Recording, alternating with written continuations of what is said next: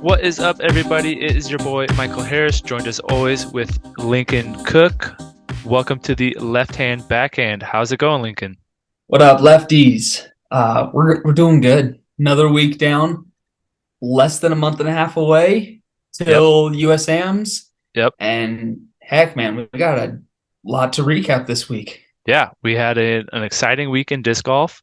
So a lot of things went down. It turned out to be kind of anticlimactic. We'll talk about that later. But we can do our little recap of the Champions Cup that just went down in Georgia. Yeah, so going through our items today, we'll go over Champions Cup results, thoughts on the course, thoughts on tournament overall. Yep. We'll do some prep and looking forward to Jonesboro coming up this weekend. hmm So that's going to be our disc golf news and notes. We'll jump into a dealer's choice. We will jump into the last segment of my in the bag. We'll go through fairways and control drivers, and then we'll finish it up with a little bit of what we're working on 2 minute drill. Yep. Sounds good. Before we get started, just making sure all you people who are listening on uh, your podcasts, feel free to join us on YouTube. We are two middle-aged white dudes who look We're not not, middle aged. we are not good looking, but come join us so you can see and you can actually see what we are talking about on our screen. So we'll do our best job to be telling you the story through our words as opposed to visually on YouTube. So check out our YouTube channel at Left Hand Backhand. So Subscribe, follow us, share with your friends, have them follow. Just get all y'all lefties on board. And no, we're not middle aged white men.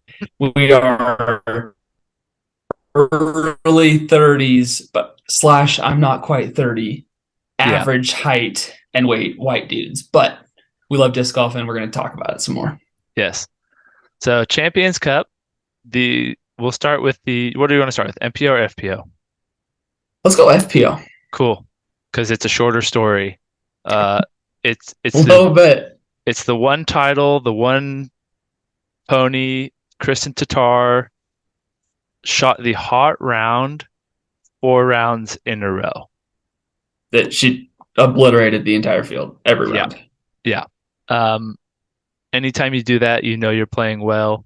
She was by and far the most consistent, the most poised, the best putter, the like I don't even Forehand, backhand, everything was on yes. point. It was kind of a little bit of a redemption tour for her. I think she came out on a mission and she not only accomplished that, but she kind of knocked it out of the park. Um, Only one bogey on her yep, 4 rounds. yep. And that bogey was the end of a 71 hole bogey free streak going Dang. back to last week's Blue Ridge Championship. When's the last time you went 71 straight holes without a bogey? If I played John Roberts 71 times in a row, that would maybe be it, but no. Yeah, Chip and just putt course. on some of the most difficult courses out there, she just Yeah. slayed. So round one, she went -9. Round two, -7. Round three, -8. And then round four, she didn't care. She already had it in the bag. She finished -3. Yep. She got a total of -27, which is a 14 stroke lead over second place. Yep. So recapping the top five, Kristen Tatar in first at -27. Owen Scoggins coming in at second at -13. Kat Murch coming in at third at -11. Also tied with Katrina Allen and Haley King for third at -11. hmm And then Holland Hanley at -8 for sixth. So we had a three-way tie for third. And then Yeah. Kristen at the top. Yeah. Um, is there anything else you want to bring up about that? I mean, it was her show, Kristen's show. She showed that she is the one to beat. Um, and it as a viewer watching this, it was kind of exciting to see how far she would separate herself from the rest of the field. I go back to the European Open last year with Eagle and Paul. Yeah. Luckily, they were there to battle each other. Um, but you just see that pure domination, and you just want to like. I was on the edge of my seat, just like, how far is she gonna take this? Like, how much is she actually gonna win by? Yeah. Which is just like wild Which to me. if she would have pushed on round four, she would have easily been better than minus 30. Yeah, She just didn't care. yeah. She didn't Like she have was to. just like She didn't have to. she was like, all right, all I gotta do is come out here and get pars. Okay, Yeah, boring. Let's yeah. just move on. I I will say that we don't know what the status of Valerie Mandujano is. Where she fits in. Correct. Yeah, In my mind, she's kind of clearly the second best player, and she hasn't even played this year. yeah, But how close is she to Kristen? yeah, And that's a I would love to see a little bit more not parity, because when there is parity, it's because Kristen didn't have a good round. yeah, I want to see other FPO players push Kristen yeah, and get up into her level. But yeah. right now, nobody else has her control, her consistency, her putting, her forehand, her backhand. She's by far and away the most. Yeah, yeah. It'll be interesting to see how kind of the next few tournaments go for her and kind of what her like how she plays compared to everyone else. Um, because it Mm-hmm. might be a pretty bleak season if she keeps playing like this and no one else kind of elevates to push her um, to improve. So, and I Right, know this was a kind of a right. different tournament.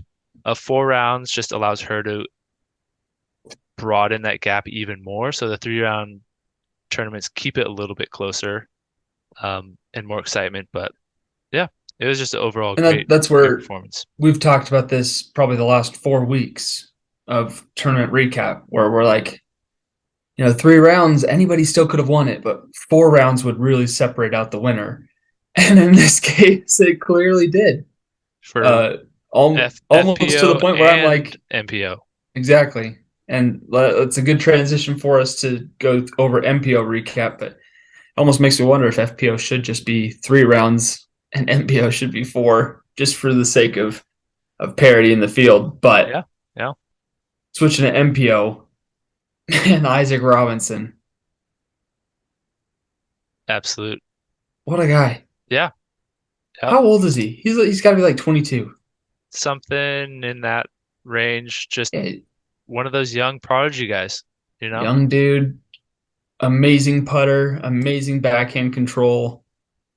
Pretty much only backhand. He didn't throw any forehands off the tee, I don't think. Nope, nope. Just threw buttery backhands, hyzer flip turning, panning flat, just Yeah. absolute command of his discs in the fairways he needed to hit, the gaps he needed to hit, just absolute control, and then capitalized with his putting. Hmm. It was truly wire to wire. He won it wire to wire, and it was truly just impressive for someone who's never been on this stage in a major before. Yeah, for sure. So yeah, we had Isaac finishing first place with 40 down. Eagle at minus 35, tied with Nicholas Antila at second with 35. Silas Schultz at 34 down. Matty O and Mason Ford tied for fifth at negative 30. We had a four-way tie for seventh at negative 28 with Aiden Scott, Chris Clemens, fellow lefty, Gannon Burr, and Vino Makila. And then Chris Dickerson, James Conrad, um, one stroke behind at negative 27. Who's Aiden Scott? I 1018 rated. Good for I him. can't tell you I've heard of him. I mean, that's one of the points I wanted to bring up with this result, these top 10 is there is only two or three like if we went into the beginning of the week, well, first off, you picked Isaac Robinson to win. Yeah, I did. So Do we want to go over a quick recap of our picks? sure. Yeah, let's go over our picks and then we can do talking points. Yeah, so it was a close one between us. I took Kyle Klein, Chris Dickerson, Isaac Robinson, and Alden Harris and Calvin Heimberg. Uh, and my worst was Alden Harris at 27th place. Yep. And of course, I picked Isaac, who won it. And then you picked Simon, Gannon, Anthony, James Proctor, James Conrad.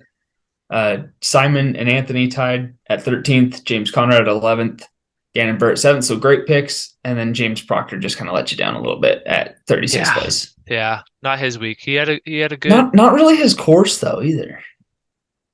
yeah. It it's a weird course that I don't want to say fits a very specific game or like play style, but it kind But of it kind of does. does. It kind of does. Um, In fact, it absolutely does. And that's part of my dealer's choice, which we'll jump into here in a little bit. But the course itself, I love, yeah, but it does lean specifically to a type of player yeah. Instead of having sh every shot in your game. exactly challenging players as a major, I feel like if you have a good backhand and you can putt, obviously if you have a good backhand and can putt, you're gonna compete every week. Exactly. But being able to hit different lines, different shots, um, being tested on the full repertoire of your game instead Mm-hmm. of being able to hyzer flip down a narrow pathway, like narrow fairway, and then hitting putts without any kind of danger or repercussions for missing your lines Yeah, or attacking the baskets is I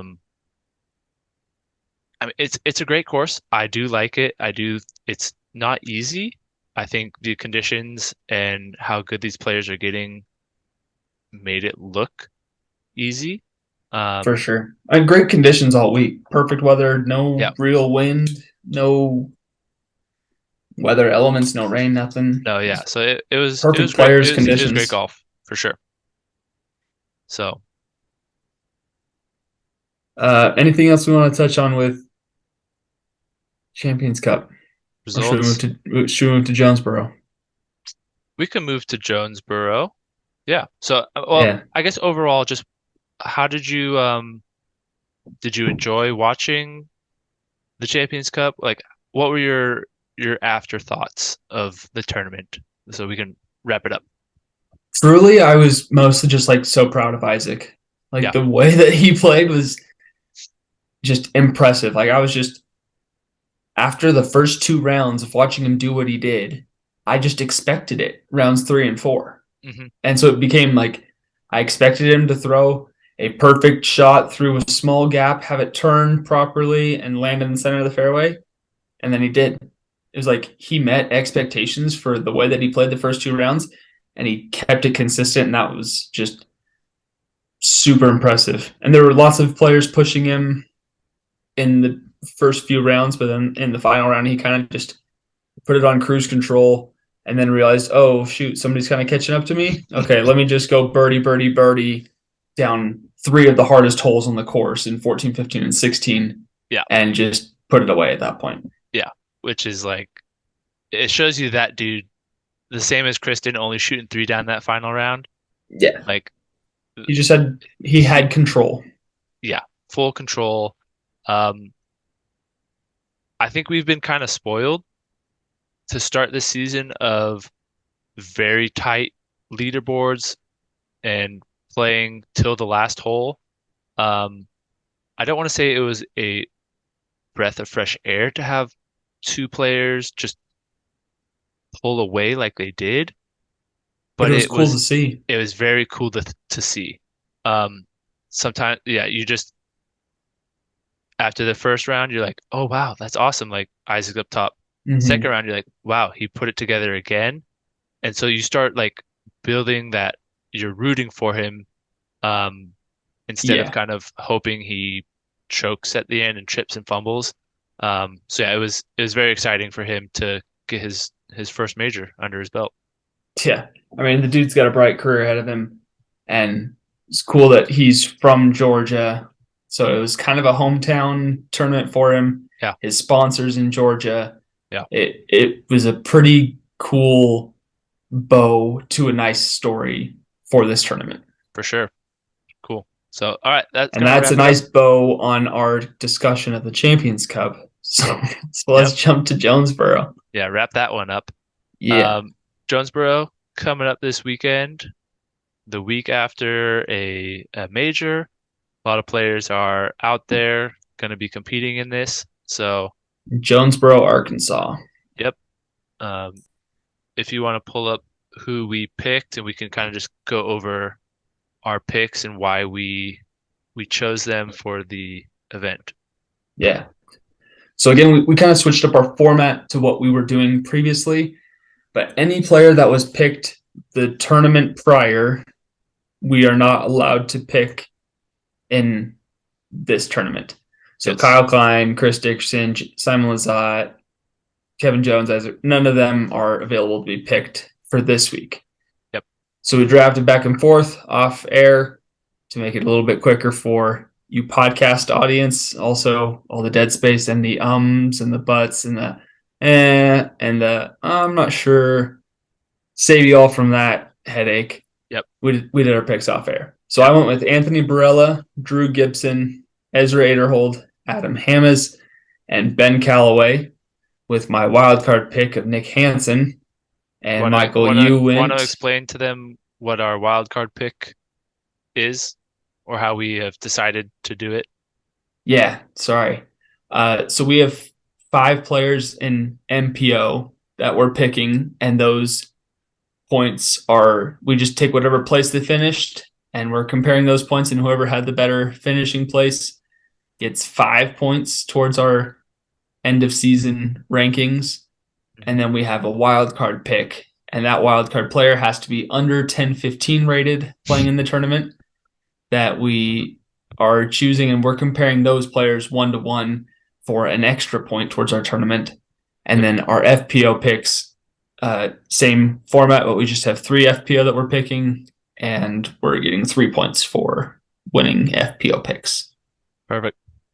So you want to Yep. go through your picks for Yeah. MPO? Yep. I picked Eagle, Joel Freeman, Nicholas Antala, Aaron Gossage, and Cole Redolin. And then my bonus pick was Tristan Tanner. Colorado boy. Yeah, all three of my six You have picks are 4 Colorado boys. Aaron Gossage is from Colorado too, isn't he? Eagle, Joel, Aaron, and Tristan. That's pretty sick. Hey, I'll trade you Nicholas Antala for um who do you have? Yeah, I don't Nick, remember Nick from for Colorado. Nick Hansen. He's from South Dakota, but He doesn't he live lives in in Colorado? he does, yeah. Yeah. I got a lesson with him once. Did you really? Yeah, it was fun. Huh. Yeah, I just have heard of his name in our local scene here Hmm. in some like A tiers Yeah, and saw his name on our list and was like, you know what, I'm going to go with Nick Hansen. And yeah. he qualified today for the tournament, shooting a 8 down. So That's riding that train. that's his third time qualifying for a Pro Tour event on the play-in day. Really? Yeah. Yeah, he Dang. did it at Music City Open and I think at Austin. I'm not entirely sure. We can go back and check, but so Dang. yeah, good on Impressive. him. All right, FPO picks. You want to go ahead? Yeah.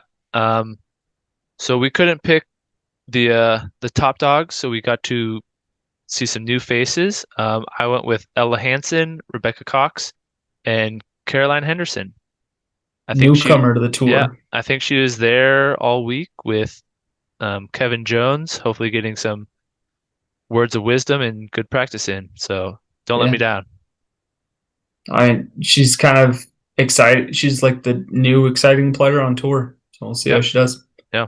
And then I went with Haley King, Kat Murch, and Sarah Hokum. as Haley King is a bomber and Kat Mersch throws it pretty far herself. So Yeah. Off of, this course coming off of a good plays, week. yeah, no, both of them. All three. All This three did well. That's true.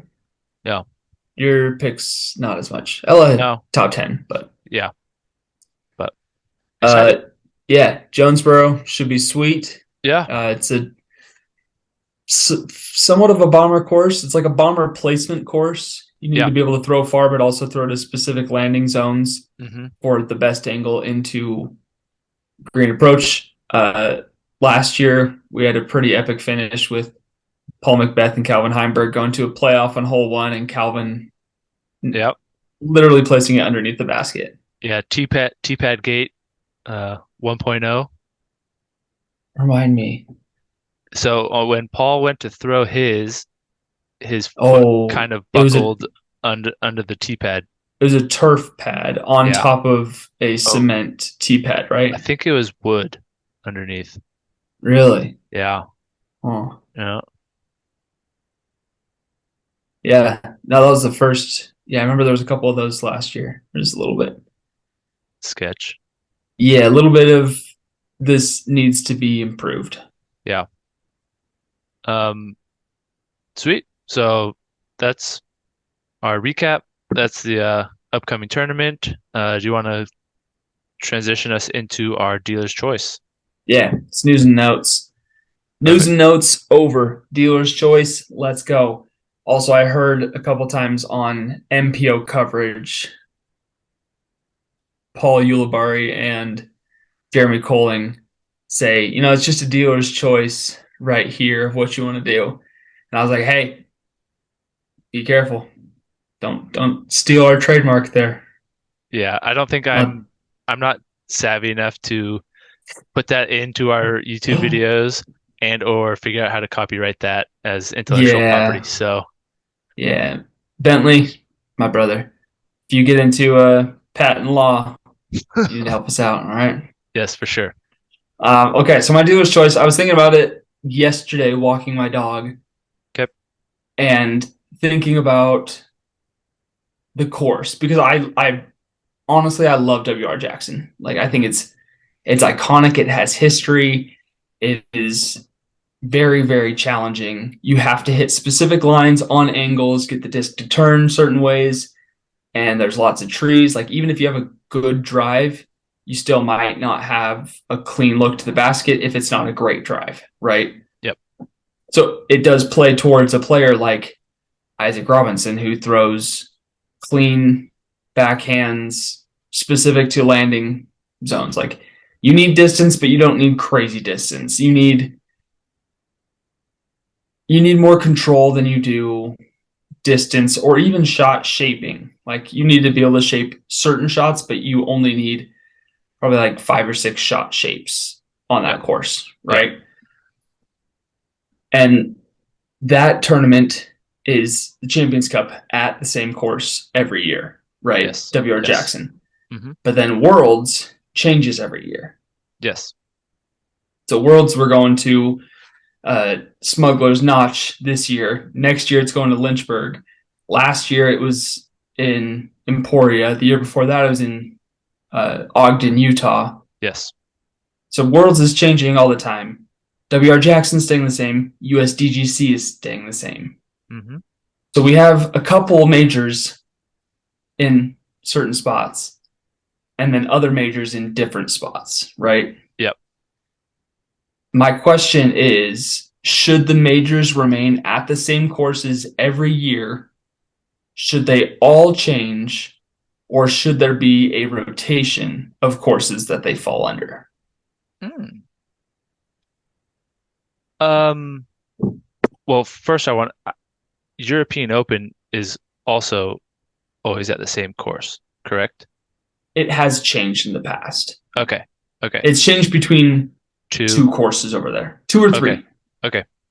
Um, I think as long as Worlds keeps changing, I'm fine with it staying at the same course.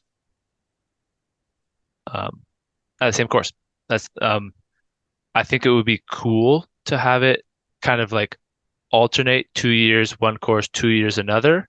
Um, but I think having it, so in my head, I'm thinking of something like tennis, the tennis majors. You have Hmm. two hard court, one grass, Wimbledon, and one clay, French. Yeah. Certain players play and perform better on certain surfaces.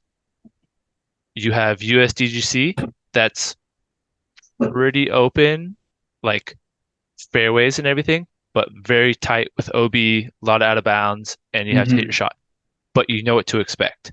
They can Right. make some changes to make it more difficult, um, kind of all that jazz, but you know what to expect, and players can practice to perform on there. WR Jackson, it's in the woods, it's tight. You have to be able to control your disc in its entirety. You can't just rely on overstable discs fighting the whole time and Right. just pure power. Like you You can't need, you really need more finesse. you cannot overpower WR Jackson.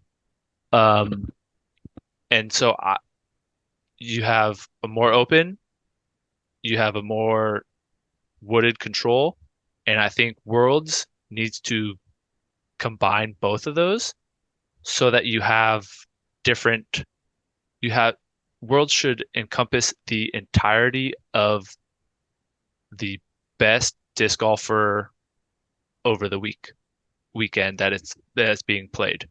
Um, I don't want Woods to be or Worlds to be 4 rounds on a golf course. I don't want it to be 4 rounds in the woods.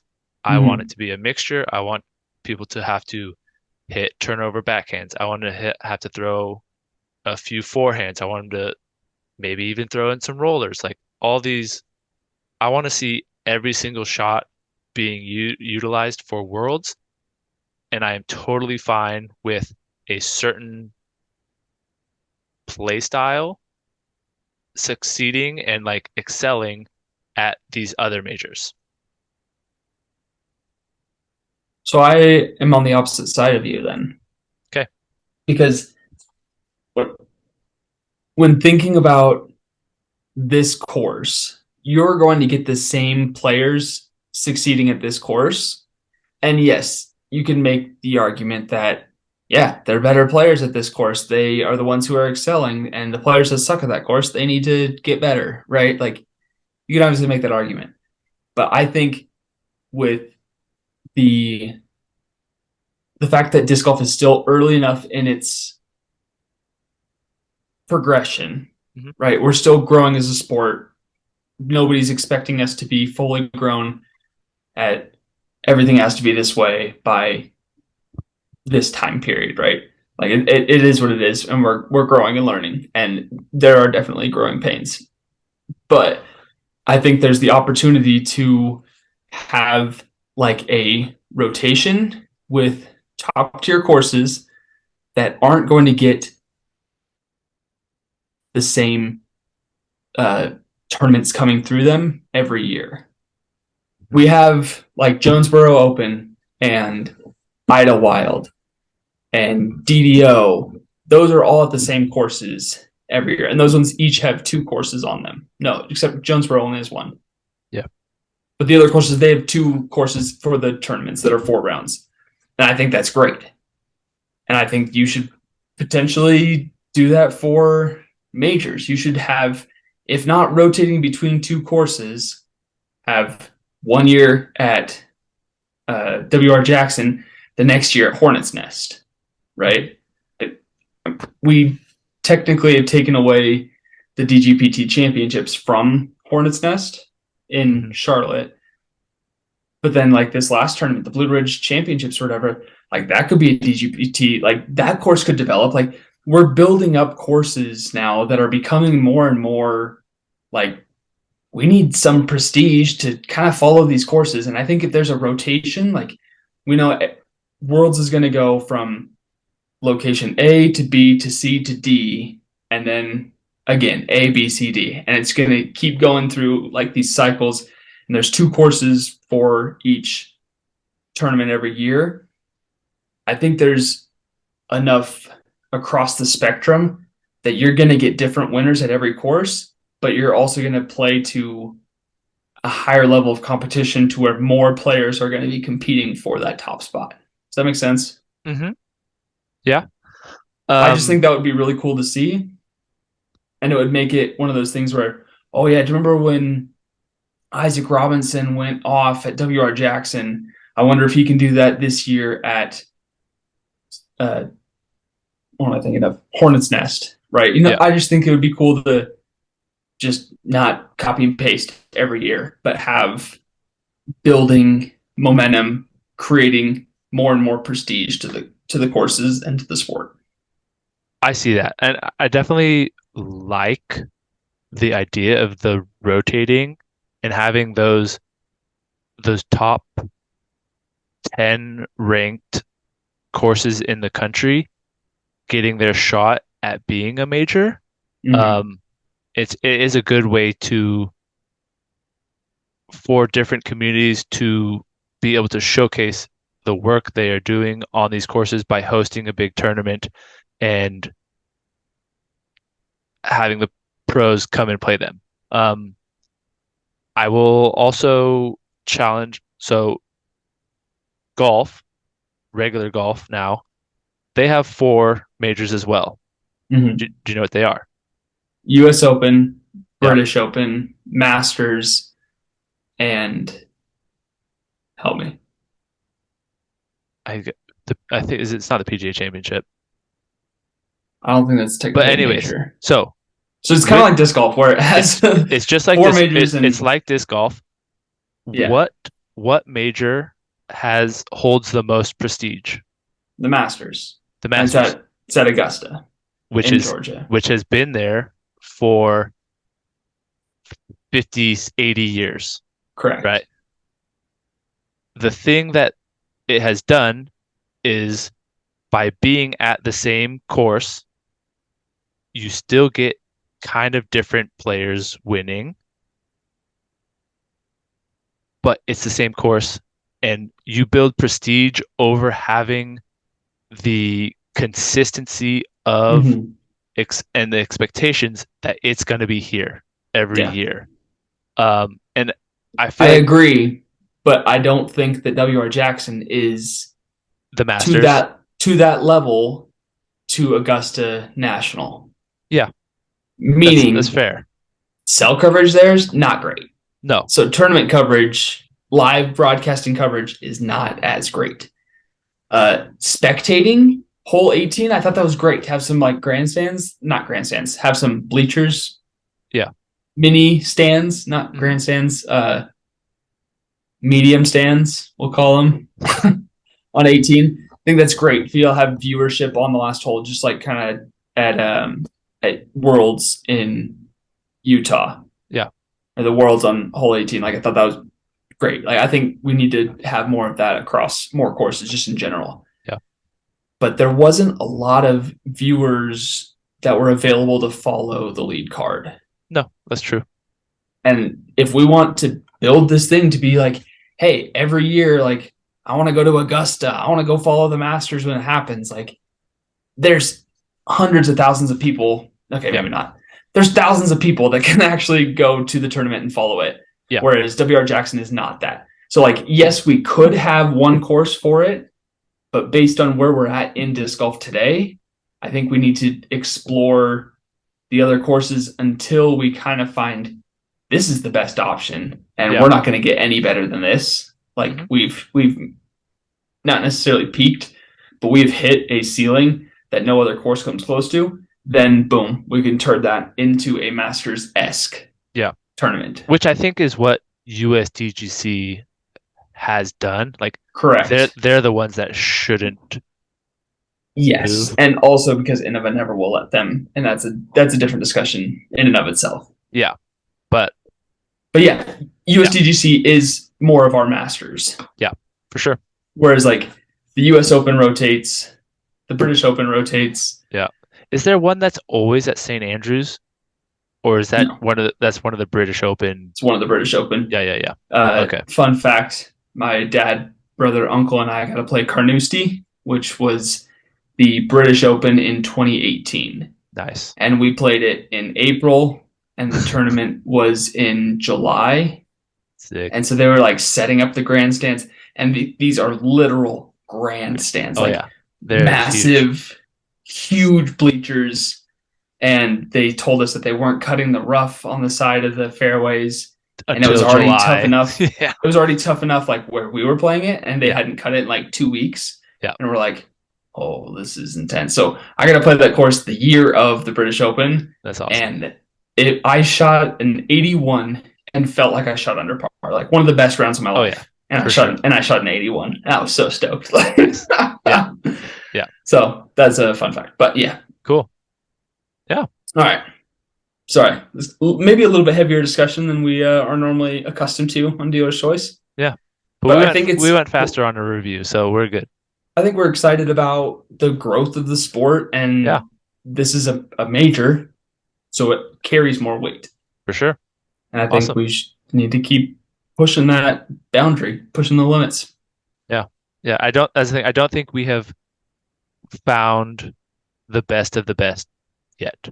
Mm-hmm. So if you kind of back yourself into the corner of only being at 3 courses for your 4 majors, you're not allowing disc golf to grow. Yeah. So cool. All right. In the bag, In our, the bag, our baby. favorite segment because it changes every single week. Let's go. I know. All right. So for people that are listening, Mid ranges, and distance drivers and putters have already changed since. Yeah. I went through those in the bags, but we will do a full bag recap in 2 weeks. something like that, probably. I mean, we might want to wait a little bit closer till you are a little bit more solidified on your choices, Yeah. but we'll be able to do it.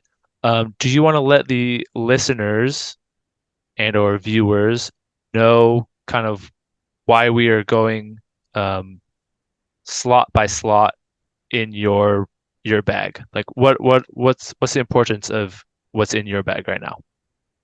Yeah, so we're specifically looking at my bag and how we're building my bag for USAMs in Detroit or outside of Detroit, Michigan in the beginning of June. So we are building and prepping for this. It's the biggest major for amateurs. Mm-hmm. And I don't know if it's in the world. It might be. Probably. I don't know what else would be bigger, but Like the Finnish Open is pretty big. But yeah, anyways, this is US Amateur National Championships. yep. What course is it at?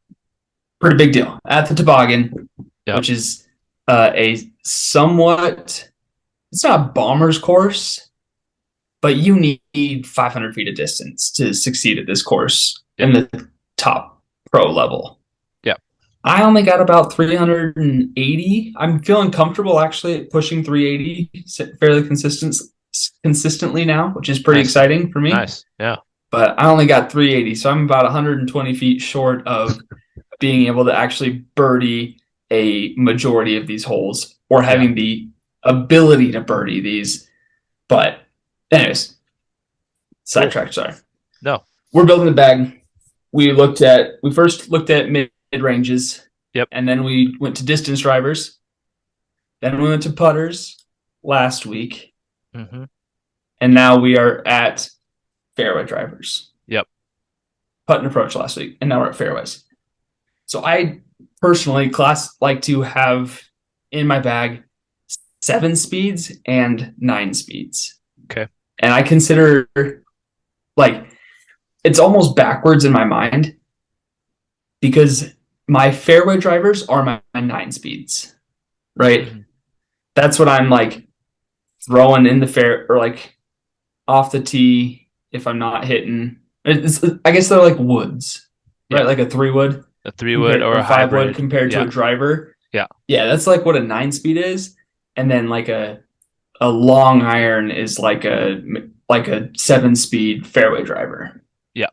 But I kind of use my fairway drivers, the 7 speed, as a control driver because I'm throwing those shots to get more control, to get more distance in a mid range, but to get more control than a 9-speed. And I'm throwing my 9-speeds to get pretty good distance, but not pushing max distance. Yeah.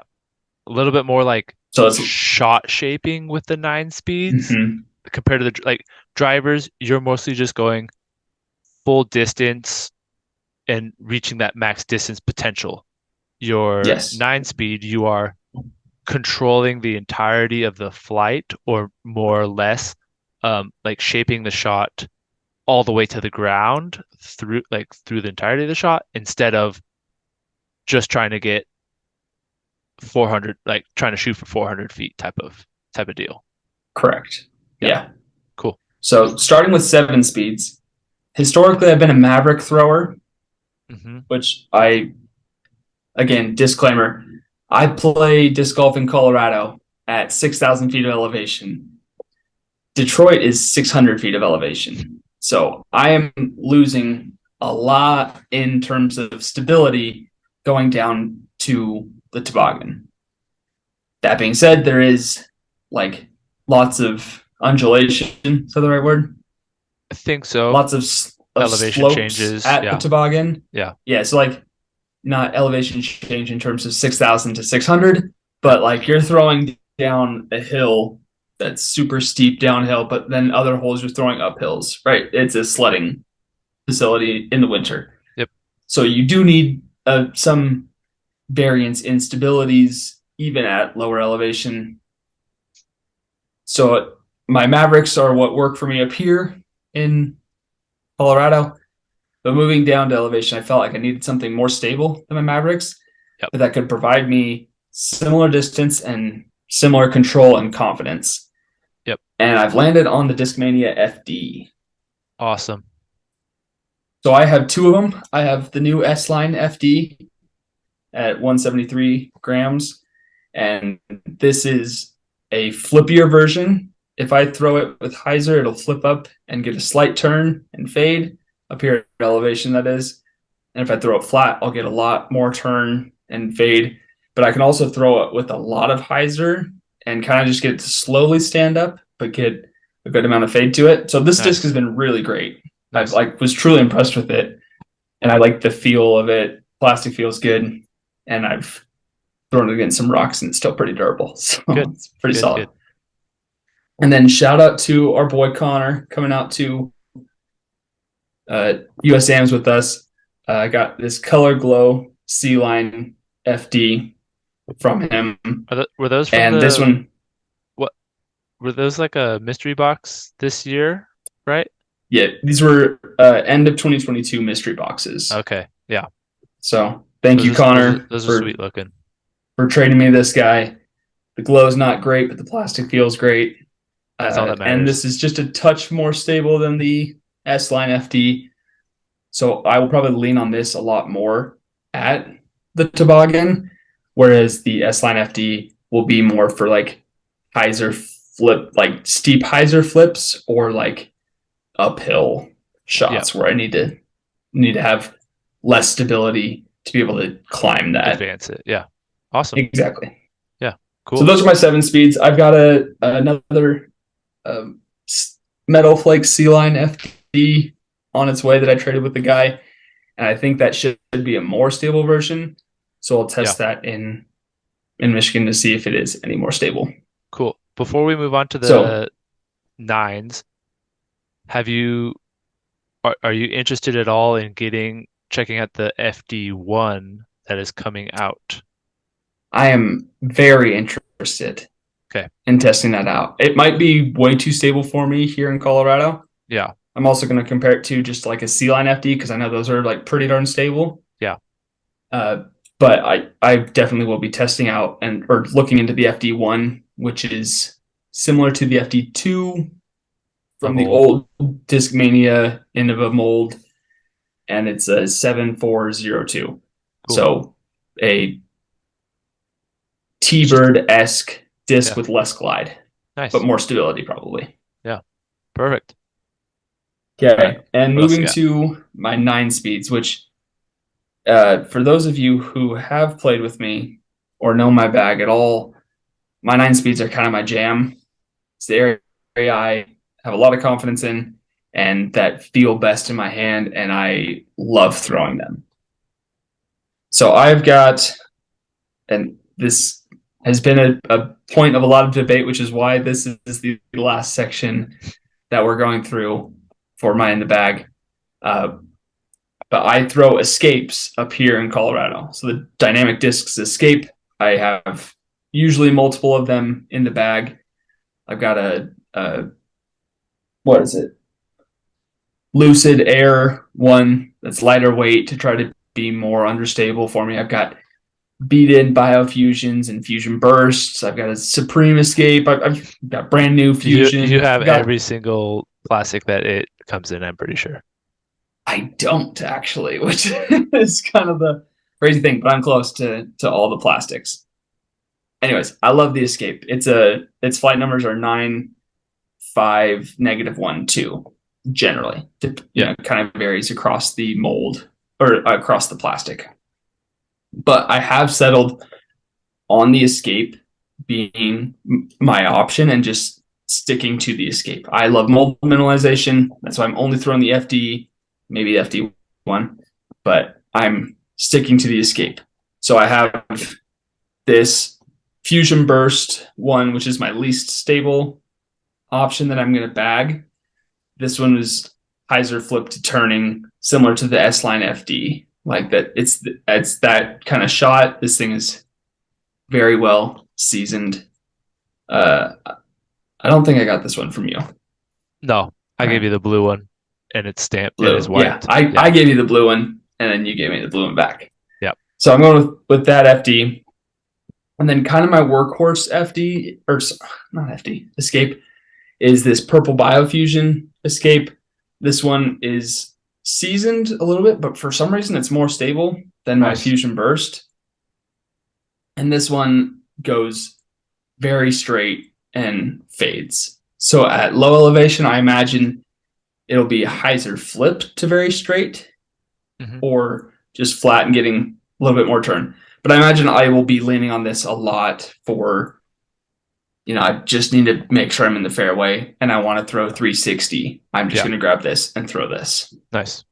Yeah. So, and then my stable option, instead of going up to like a Thunderbird or something that's more stable, I'm going with the Supreme Escape, which is Nice. molded to be actually more overstable in the Supreme run or line that they have. Cool. And this one, I feel like I can throw on Any line.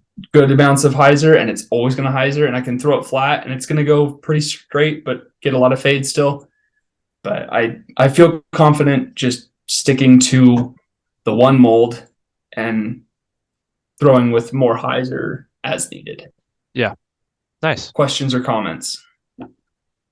No, it's good. I mean, I've thrown the Escape down here in Colorado, in California, um, and it has enough stability. And if you're needing a little bit more stability, I feel like it's not out of the question to just move up to your driver. Um, Mm-hmm. and that's like your control fairway and your 9 speed is not necessarily more touchy in its flight, but you're not trying to just like overpower something and getting it to hyzer out. You are hitting very specific lines. You'll be able to get your angle, like set your angle early. And I think as it did, like as I'm we not throwing these 100% power. no, you're not throwing 100% power. If the wind picks up, we might get into an issue, but I think there's other things you can add and you will probably have them with you to compensate for that. Um, but I think too often in our heads do we think, oh, this disc is not stable enough for me, but it's because we're just throwing it wrong. Like these discs are plenty of stable enough to be thrown correctly. and get the desired flight out of them. Um, there's no reason to think, oh, this -1, 2 supreme escape, just because I can't have poor form, off axis torque, and still expect it to hyzer out. Like you're gonna have to hit Yeah. a pure golf shot, which is what you do really, really well.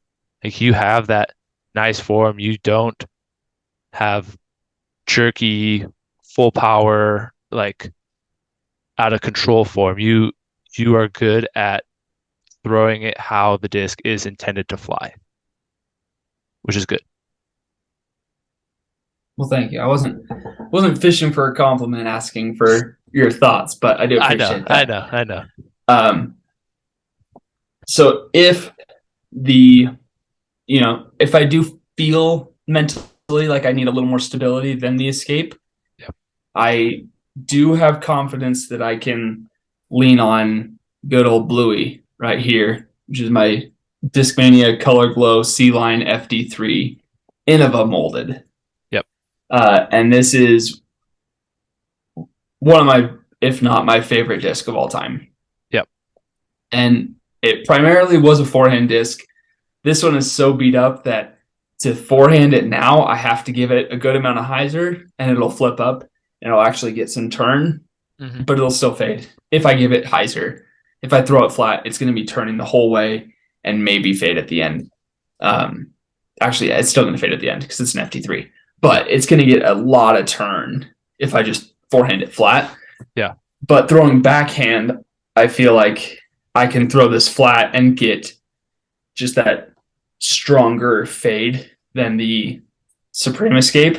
Yeah. So I feel like if I need to throw backhand more, or if I need something more stable than the Supreme Escape, I can step up to the FT3 and throw it confidently. And I've been working on throwing these backhand, not just forehand. Nice. Good. So that's Bluey. I will probably forehand it at low elevation, but again, it would be that I need to get a good amount of forehand distance, but I have to hit a gap, and I'll throw this on a lot of hyzer and let it slowly stand up and go straight. Yeah. So that's where I'm planning on using this. But again, if not, I do have a backup pink Color Glow FD3 that is Newer. slightly more stable than good old Bluey here. And even more stable than this pink one right here is an orange C Line Color Glow FD3. Nice. And this one is fairly brand new. Doesn't have too much usage on it, so it's definitely nice and stable, but it's not too stable. Like I still get a ton of distance with this forehand. Yeah. Nice. So, Perfect. so I'll probably lean on this one a lot at the toboggan. Actually, I don't even know if I'm throwing a lot of forehands. We'll see. My idea is that I will be leaning on this a lot for just forehand smooth shots that I need to go 360 straight and then fade at the end of it. Yeah. Or get a little turn if I throw it on some Annie kind of thing. Yeah. Perfect.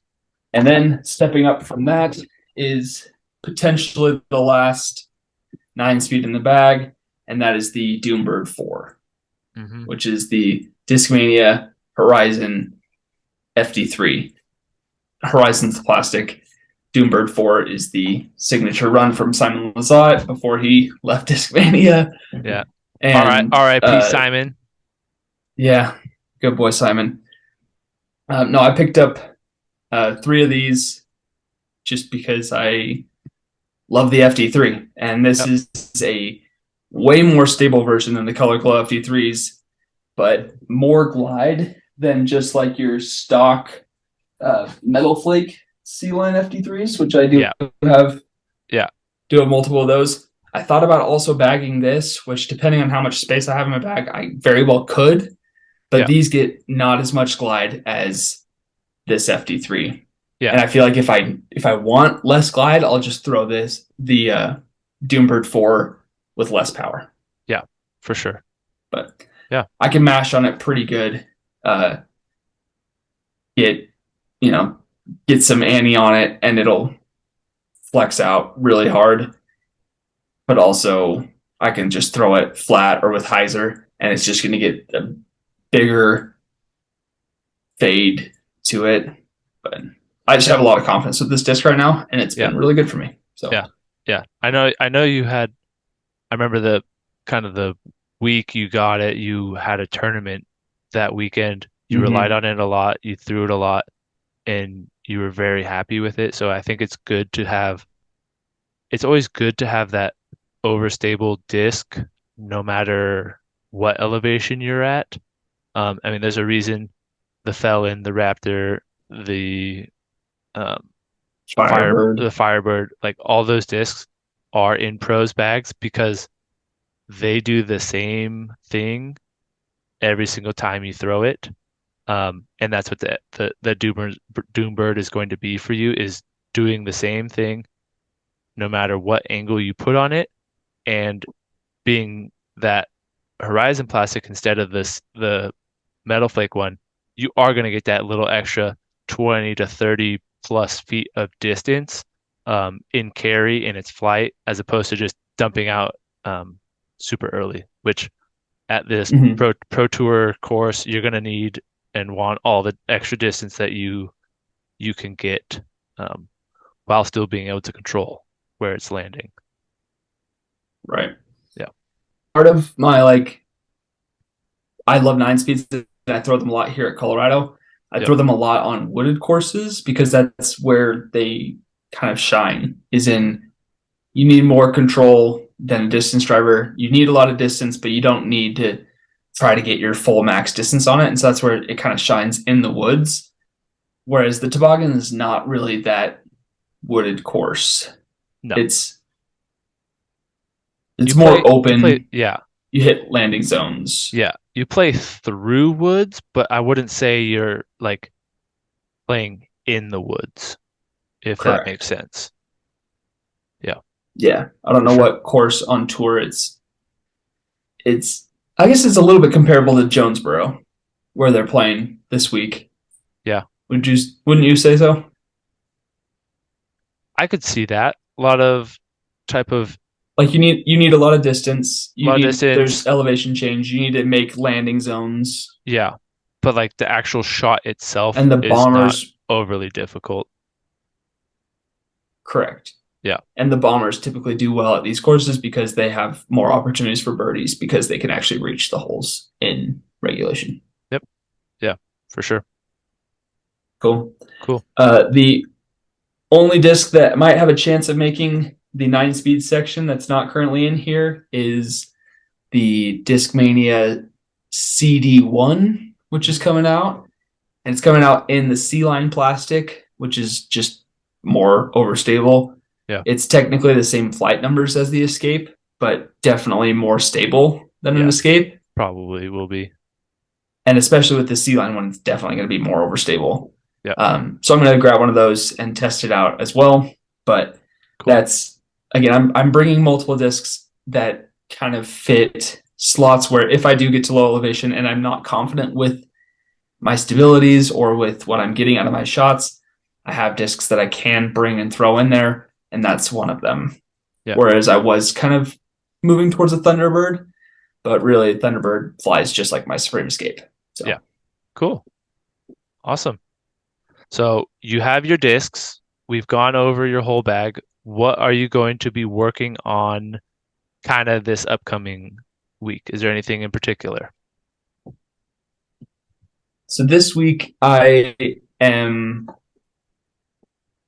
little spoiler Don't spoil. Well, non-spoiler alert. spoil, I'm but working on don't spoil putting. yet. Yep.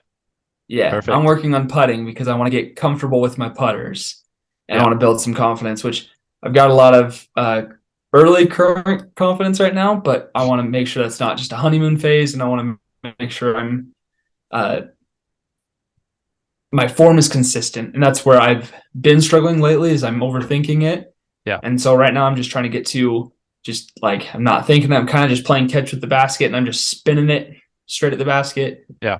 With my putter. So that's what I've been currently working on in the last few days.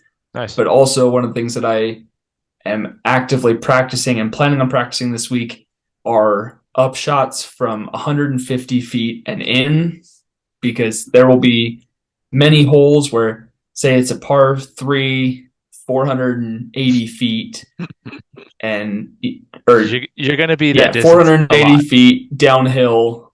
I'll be throwing 360 confidently because there's no reason I need to try to push to 400 because I'm not going to get 480.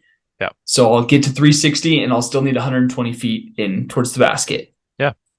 And so I want to be able to throw both backhand inner cores and forehand zones or forehand pigs to inside the bullseye to leave myself stress-free Easy shots. putts. Yeah, But for what I'm sure. practicing is getting those shots on slants or slopes, both uphill and downhill, because there's lots of slope change at this course. So I'm Yeah. kind of wanting to play with throwing those, approach shots on uphill and downhill, Nice. which thankfully high school that we live next to, they've got baskets and 3 of them are on slopes. So Perfect.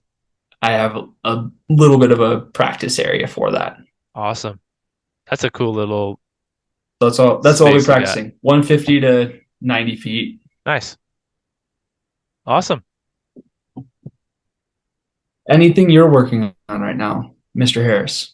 Um, I'm working on my approach shots as well. I th- that 100 to 150 where it's a touchy back, I feel super confident attacking those shots forehanded. Um, I have the discs that do it. I can look at my target the whole time, and all I change is how Mhm. far back I bring my arm, and it's like the wrist flick is the same. Like that's where I get all the power from.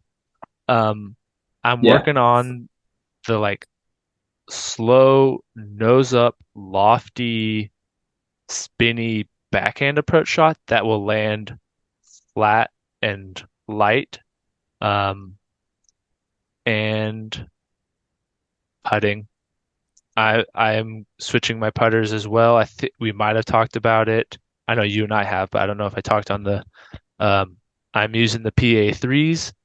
Um and The PA bricks, I mean? yep, the PA bricks, and they are hitting a lot of chains for me. I feel confident with them. I've had one competitive round under my belt with them. Good. They performed well, so that's what I'm be working on is putting under pressure because everyone needs to do it. And I'm done with school next week, so I'm gonna be able to hit up Let's go. some of the local weeklies, get out there and try boost my rating up a little bit, get to throw Do your longer weeklies shots. count towards your rating? Yeah, I think so. Oh, I'm sick. not I didn't 100% know. sure, but I think so. It depends if the guy who's running it like inputs them. But Mm. they've been rated before, so I, it just depends. But Sick. yeah, yeah, Well, the 2 things that I'm going to leave for you is practice throwing your inner cores on those touchy backhand up shots yep, because they just are nice and floaty. You don't have to give them as much power. yeah, Makes it very easy for you. And then also to try to run some like 75 to 50-foot putts with the inner core as well. yeah. Just get nice glide, just spinning it at the basket. That's where I was having a little bit of I don't want to say luck, but a little bit of luck. Success. Yeah, The last, yeah, maybe success. The yeah. last couple of times went playing. Perfect. So that's where we're at. Yeah, that's gonna do it If you for have this episode. comments, leave them down below. Let me Yeah, know what discs I'm missing in my bag yeah, or what discs I should be adding to my bag that you think would be super helpful for the toboggan. Open yeah. to suggestions, even though I'm a stubborn guy. I Or what your favorite we, nine speeds are. What are your favorite fairways that you like yeah, to rely on? Yeah, let's do that's that. a much better question. Yeah. Much better question. So So let us know in the comments. Like, subscribe, share. We're sh- trying to grow. I share, think we please. have a few exciting guests lined up, some exciting news. I think we're going to be the pioneers of future drops. So I'm excited for that. Let's go. We're So let's just say there's some things that are in the works moving towards USAMs that are very exciting, and not just exciting for us, but for you, the audience. So yeah. So all right, lefties let's go. out.